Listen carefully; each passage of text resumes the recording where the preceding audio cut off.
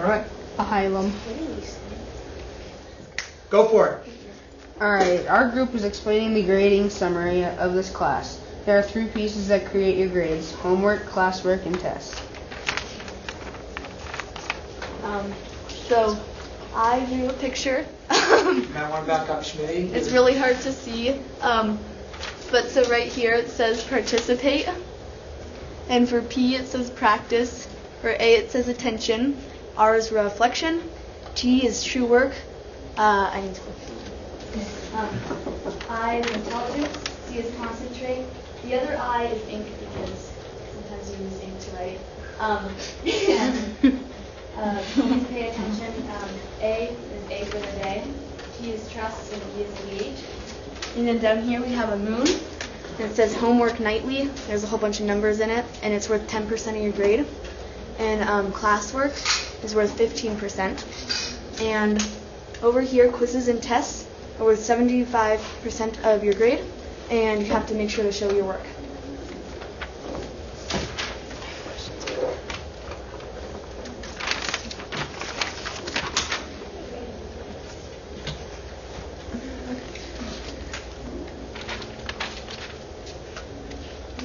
Who's up?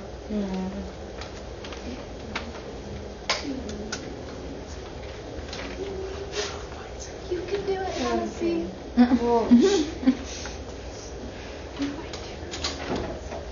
You speak. Just say what you highlighted. Okay. So the first thing I highlighted was homework is assigned nightly, and I highlighted that because it's important to know that homework is assigned nightly so you do your homework. And you know that you're supposed to. The second thing I highlighted is work for tests and quizzes must be showed in order to receive full credit. And it's important to know that so that you show your work so that you can get the full credit. And then the other thing that I highlighted is students must learn how to communicate mathematically to their peers and in writing. And it's important to communicate with your peers. Is it my turn already? Uh-huh. Oh. Some questions that others would ask would be, how come the warm-up and the exit ticket are returned weekly? Why 60% for the retake on tests and quizzes? And how long are the unit tests? So we turn in the warm-up and exit ticket weekly because it allows me to see what I might need to work with you guys on the following week. That's why I like to do it weekly. And daily, I just can't quite manage it, so that's why I do it weekly, because then it gives me 3 days, right, to look at it. Mm-hmm. The 60%, so if you score below a 60%, it's a mandatory retake.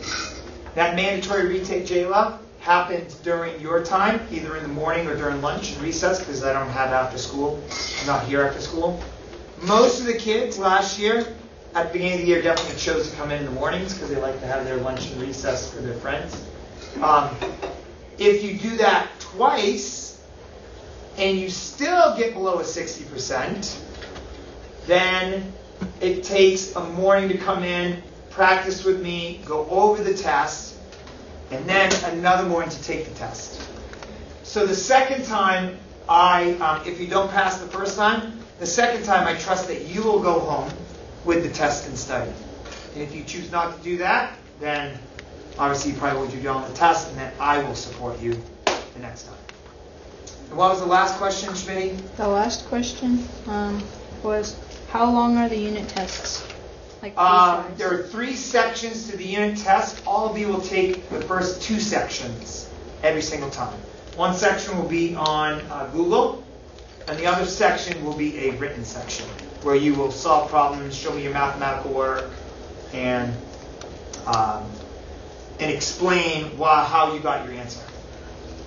Great job, guys. Thank you very much. Okay, next.